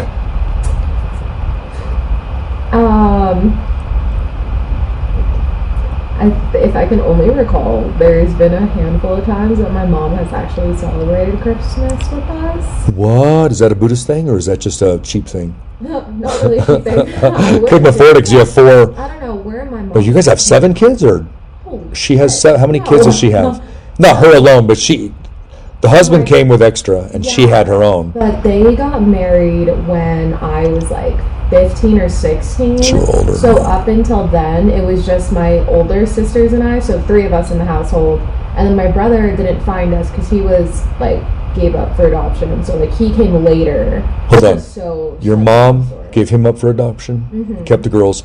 And so with the father, when she married this guy, did he come with children? Yeah. They're not with you guys. Talk to them. Oh, okay. So separate. So you guys, you just know 4, so you know 3 siblings, 2 sisters and a brother. That's all you know. Okay. Yeah, so technically my first Christmas that I ever had was actually like with Alex and his family, my husband. Yeah. So Really? You've never really had a Christmas present or anything like that? No, like we got there and his mom is so traditional. She literally had me crying the first Is she time. white? Yes. Oh, as soon as I like, is she white? What the hell? Traditional. As soon as I heard traditional Christmas, like, what is she, white? So sweet. She got That's like funny. these cute like little gift basket things, and it was like pajamas and like hair stuff for me and all this other adorable things and like shampoo and just like basic necessities. And then I cried, obviously, and she was like, your parents don't do this? And I'm like, ma'am, I haven't had a Christmas since I was like 8. Like, no, not, like, I'm being completely honest. Like, my Christmas... The amounts are cheap. Like, yeah, like 7 or 8, maybe. And then, Cecil, let this be a lesson. Yeah, so my favorite... Cecil, let this be a lesson. I hope she doesn't watch Just to it. get... She'll be like, I gave you Christmas presents every year. I sacrificed my life for you, Jerzee. She'll be like... She'll probably beat me up when she's like, that's a lie. I'm going to get a text message later. She's like, you heard the podcast this morning, bitch. And I'll be like, oh, you're right. I'm going to let the Buddhism go for right now because Yeah, I'm going to beat your ass. That's funny. That's funny. I never would have got it. I just thought everyone had Christmas because I had some rough birthdays and Christmas because I always thought I deserved more. And when I was really young, I had to go to my dad was the motorcycle license. He had like hundreds of thousands of dollars. We got some good Christmases. But after that, it was very sparse pickings because it was always an excuse that he spent too much on the truck, his motorcycles, big drugs for the Hells Angels parties and shit, then the Mongols parties, and then the tattoos, of course, and then the drugs and alcohol, and the porno, which... Yeah, just all the things he spent. I mean, my little brother were like, "Where's our Christmas?" It's like, "Well, you guys, you love each other, right?" And I'm like, "Fuck, it's another, it's a beautiful life." Like, one of those, like, it's just more the spirit of Christmas. Let's watch there used to be this little claymation thing with Rudolph and this little kid that wanted to be a dentist when he grew up. And there was like a hot and cold claymation person, and he had to make it through. And there was this abominable snowman. It was like something you watch every year as a kid, and now I don't even know if they have that stuff on anymore. I don't even know if it's appropriate. I'm not sure. My grandparents celebrate, like my older sister's dad's parents, if that makes sense. And so are they? So your mom is Filipino. What is your dad currently living with you guys? My dad. Oh, what is your dad then? My biological dad he's Italian, he's Hawaiian, and something else that I can't remember of. Yeah. Good skin color. Like, not going to get cancer. Good skin. That's beautiful. But, and so, biological dad, and how many? He has like a plethora of children. No, but the original dad, biological dad, and then your mom had just the next one, and that was it, or how many? Haley is the one who was in Thailand. She's the one who lives in Texas. So her dad's just like German, French, so like European. So there's your dad, then Haley's dad, and then Hannah's dad is just Korean. So 3 dads, and then the one that my mom got remarried to when I was 15, 16ish is Filipino, just like full bred Filipino. So she's had 4, 6. Damn, she's like Liz Taylor. She's like one of those famous Hollywood actresses. Dang. So I thought my dad's had 6, so I guess I can't say anything. But like the backstory, like I was with my mom at one point, I'm like, damn, we should be on like the Jerry Springer show or like Maury, like our life. No, I want you guys on crazy. Oh, the Valentine channel. It's a woman's channel where it gets me so frustrated watching this. It's a woman's thing, and it's the heartfelt. So the woman, some 19, 20-year-old lady opens the door. It's like, "Hello there, what are you?" And a guy just got out of prison with tattoos, and he has orange jumpsuit on. He's like, "I'm here to save you." And she goes, "Oh, come right in. My checkbook's on the table. My social security number's right over there. My credit cards are in the hidden drawer over to the left. There's the key right there. Yep, you got it." And she's just like, you're just like, "No, don't do that." And she goes, "Oh, you want to spend the night with me? Absolutely, you can bed me. I just got out of prison. I don't want to lie." And it's just like, "Oh my God, he's lying. He's a murderer. He didn't get out of prison." And it's like, you're just like, "No." What's that called? You know what I'm talking about? Yes, you do. It's the woman's channel. It's the woman's channel. The Valentine channel, the heartfelt channel. Oh my God, it's going to drive me crazy. This is why we have computers. What is the name of that? Lifetime. Lifetime. Oh, do you know what that is? Yes. Lifetime. Is that a woman's channel? I don't know. But it's just like those miniature soap operas where the people that on there have never, ever crossed over into Hollywood because they're good looking, but they're acting suspect, the sus. That's a new. That's what the young people have taught me. Sus. That's my new word now. They're sus. Like they're good enough to be on the Lifetime because they're like, "Oh, look at her cry," but it's so fake. Like, "Oh yeah," like fuck. People with the Hallmark channel. Yes, the Hallmark. That's what I was thinking. The Hallmark channel is a little more wholesome, whereas the Lifetime channel is where the sex acts occurred. Those two are the best. Yeah, that's what I'm saying. No Hallmark channel has ever made it to the big leagues. Like. Hallmark is the more appropriate family-driven one, whereas the Lifetime is the woman's channel that's like, oh, more seedy. Yeah. The man is now, like, the man cheats on the wife. The wife's beautiful, does everything right, has kids, and she's the perfect wife. And then the man cheats on her, and then the skank hoe off to the side is out to ruin them. You know what I'm saying? She's like beating on the windows, and like the husband's away, and the wife with the kids like shaking in the closet. And she's like, "Let me in! I'm gonna kill y'all!" And she sets the house on fire, and the husband comes home just in time to save the kids. Like, "Get out of here, skank hoe!"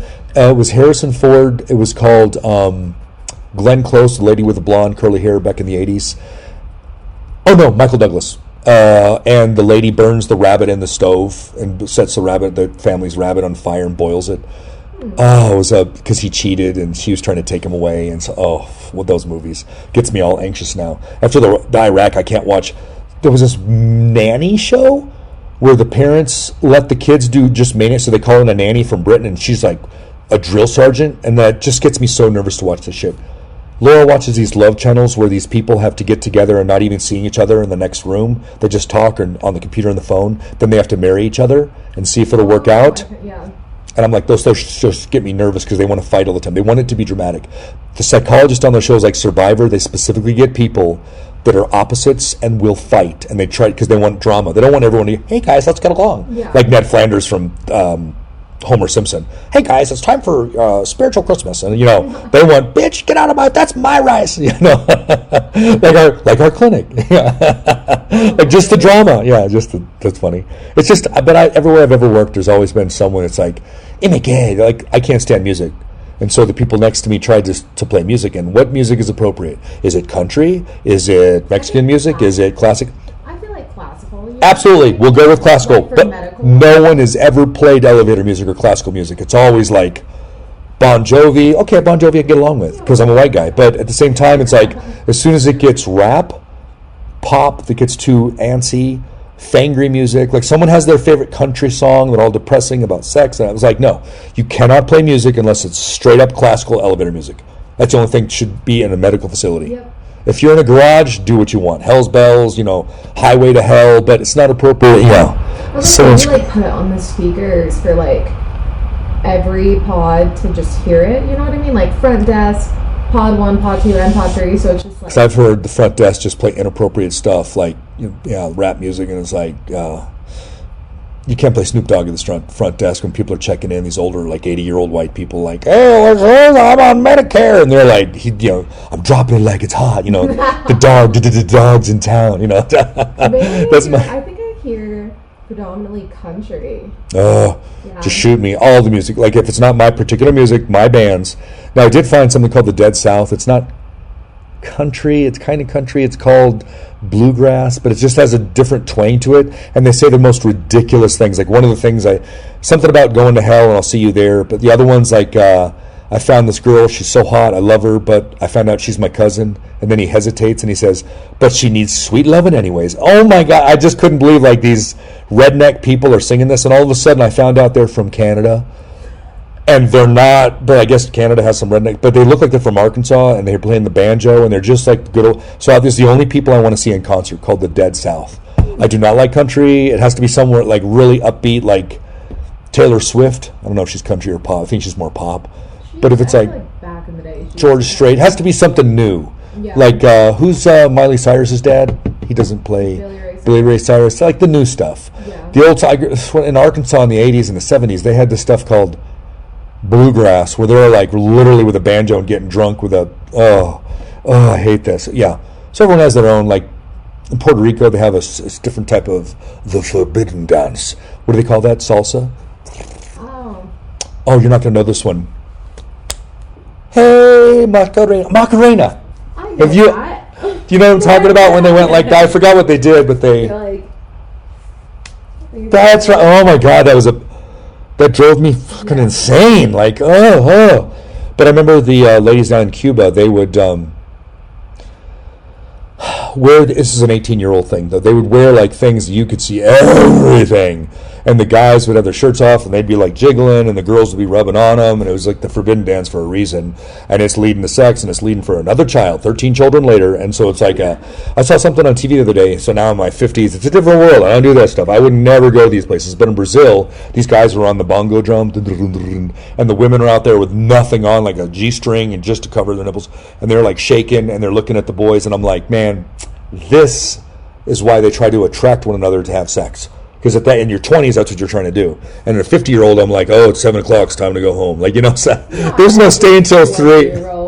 Every single fact. I used to drive people crazy in the military. You just claim shit. They used to call me Cliff Clavin from Cheers, this little guy at the bar, just coming up with wild facts, whether they're real or not. So I love to used to say fact, because that'll just, everyone in the military or in the life has to go, no, that's not true. I don't know. That's a lie. It's not global warming. It's not whatever. And so everyone has to argue shit. So when you say fact, people lose their fucking marbles. Like, Oh my God, that's not real. Fact. All 20-year-olds say LOL. LOL for like 8 o'clock, 9 o'clock at night, maybe. And I read. Then you wake up at 1 o'clock, and then it's like unsa unsa unsa, the German techno. I'll take my dog out, and or like throw my cat out of the room because she like runs. What kind of dog do you have? An Australian Shepherd. I think you showed me a picture. I don't remember the cat though. I remember the dog. She's like one of those Siamese mixed cats. She's a menace. She like shits on the roof. Like, how dare she? And like, how do you clean that off? And I can't because I'm afraid of heights. So oh my God! You just a shit. And she knows it. Grab a broom or something and like. You just better hope it rains enough and goes into the leaf catcher, and then the leaf catcher is full of crap. Oh, that'd be wonderful to clean that out. Somebody like the roofers go up there and they're like, there's a bunch of like cat shit out here. And then I'm gonna look at my dad and be like. What do you do? I don't know how that happened. I think cats are shitting from the sky. Right? I think it's just giant birds. Well, Jerzee, it was a pleasure having you on. We're about 1:35. Thank you for coming on. Why so spicy? Answering a few questions there from the millennial perspective. I like to have different people on, different ideas, so young people are good to have on. And I want to get like someone from the police department undercover, a paramedic. I'm trying to think of other jobs. Oh, someone said forensics. That cleans up the crime scenes because people like death, and that's what we're fascinated right now with murders. Yeah, the coroner. Ooh, stinky, but yeah. I thought about the person that's in charge of the animal shelter, and so I got this thing. So I can go out into the H6 handy recorder Zoom. Absolutely incredible. So it does just about the same thing as my podcast studio here. When I have I have these speakers on that you can hook up and just have it. So I can literally go to someone's office as long as it's somewhat quiet and actually do a podcast on the go. Oh, that's cool. Like a reporter. So I'm going all out legit, like just going to start going around. Because when you call people, I tried to call the recruiting office and they were just jerks. Army recruiting's like, I can't help you in any way. It's illegal. And I'm like, to help? Like, good luck on recruiting anyone if you're going to be so mean about it. But anyways, yeah, that's my goal, is just to keep doing this. They say if you stick with it, 90% of them quit their podcast within 3 months. So if you can keep doing it for a year or two, then you'll start to get more people to listen if you can get branding out there. So just got to get out to young people, college, because a lot more millennials, I guess, are doing podcasts or listening to crap. Because what are you going to listen to? It's like like something crime documentary, because that's like the podcast that I listen to. Everyone likes that shit. Love that. So the best one I ever listened to was about a little Arab kind of black kid in D.C.